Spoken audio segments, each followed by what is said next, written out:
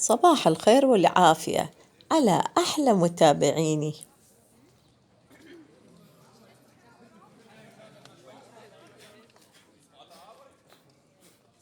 حبايبي، قبل هاي الحلقة قلت لكم سيارة BMW كان موجود، والعريس والعروس داخلين جوا دي يسوون عقد الزواج، والأهل والأصدقاء كلهم كانوا على الباب ينتظروهم. فإحنا طلعنا بالقطار، أخذنا فرة مدة ساعة، رجعنا لقيناهم بعدهم موجودين، والعروسة جاي تطلع. فأني هم قلت لكم خل أصور لكم إياه، ولو أني لا من قرايب العريس ولا من قرايب العروس، بس ظليت بعيد عن بعيد واقفة وأصور لكم الأجواء العريس والعروس من يطلعون.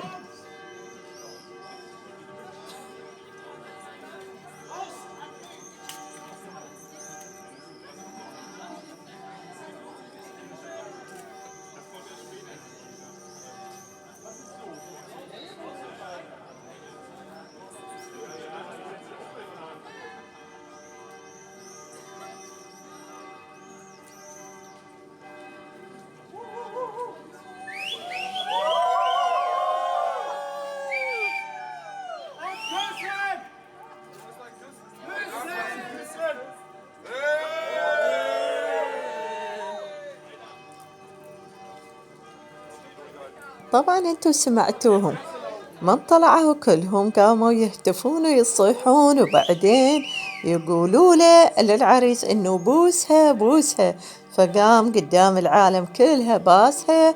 وبعدين تمشوا بالهاي الممر اللي هم مسوين مثل ممر، وهم تمشوا، وظلت الفقاعات تشتغل، وهم كلهم كانوا لازمين بيديهم هذه اللعبة.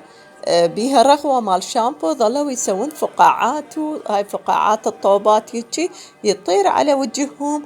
هم مشوا للآخر، وأنا قلت هاي هي كافي، ظليت مركزة على هذا الكلب الحلو الفقير. شوف.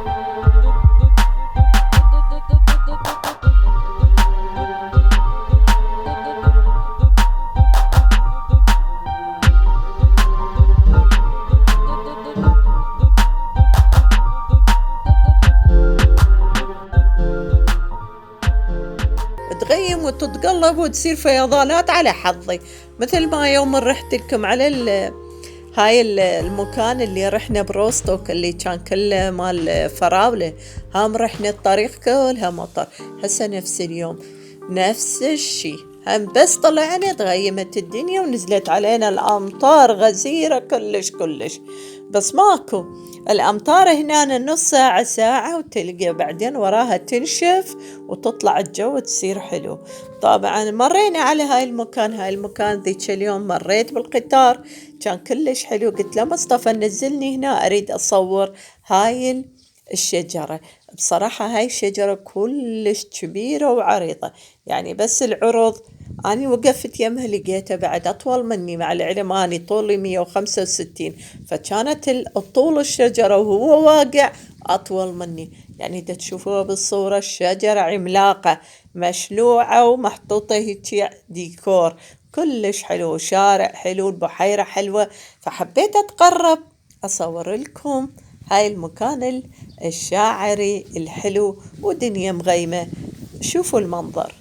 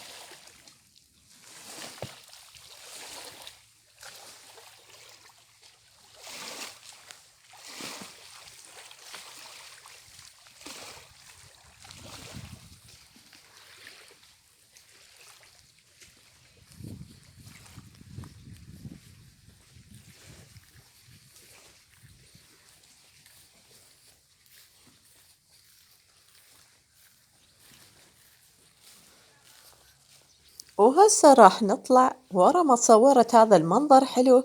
طبعا اكو كافتريا كلش حلوة، هم من مريت بالقطار شفته هم حبيت اروح على هذاك الكافتريا، مع العلم الدنيا كلها مبللة، الكراسي كانت كلها مبللة، قعدنا هيجي بس قلنا ما يخالف، بما انه مصطفى اليوم عنده وقت وباكر راح يطلع مرة ثانية فخل اكمل التصوير.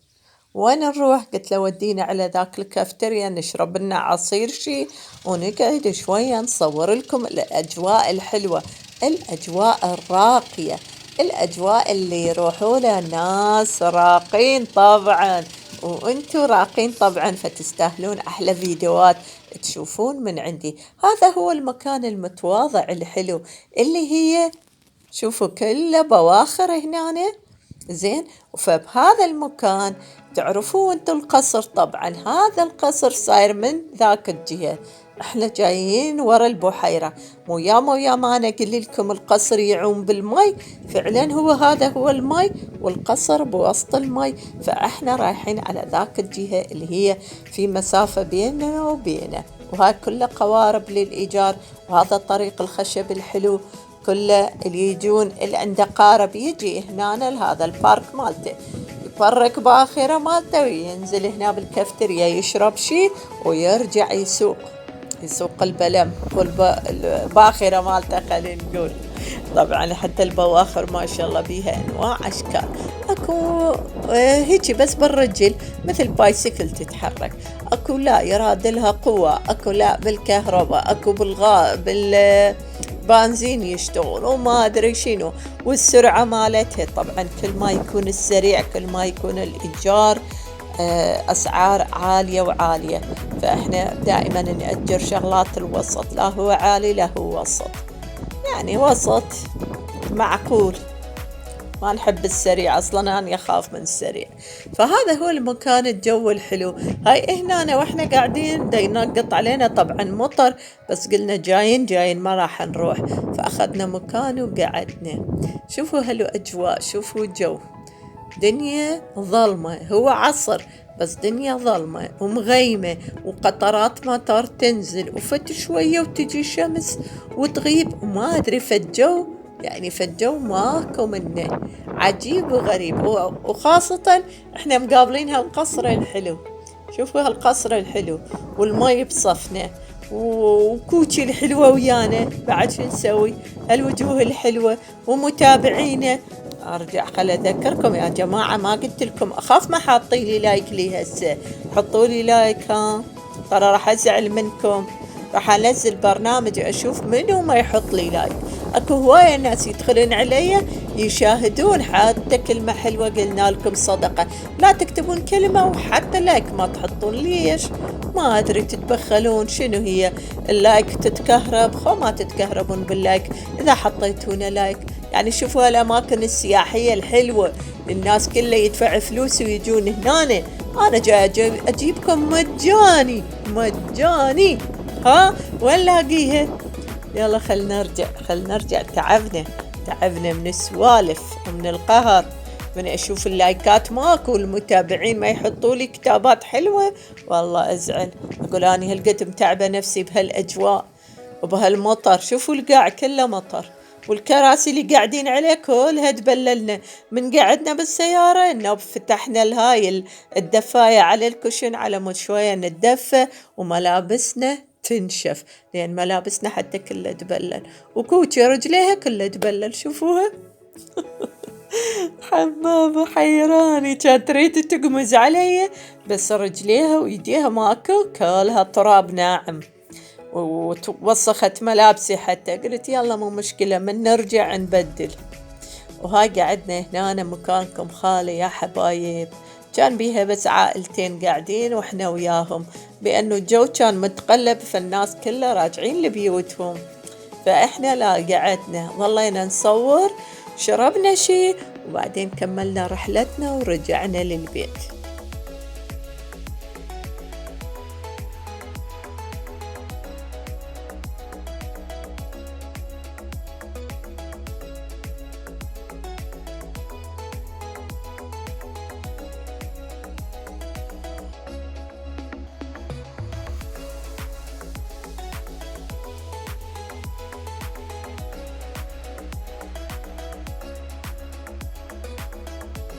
حبايبي لهنا أنا وخلصت رحلتنا وياكم، على أمل أشوفكم في فيديو جديد، يوم جديد، موضوع جديد أكيد إن شاء الله ينال إعجابكم. تحياتنا لكم وين ما كنتوا، نودعكم على أمل أشوفكم غدا، مع السلامة.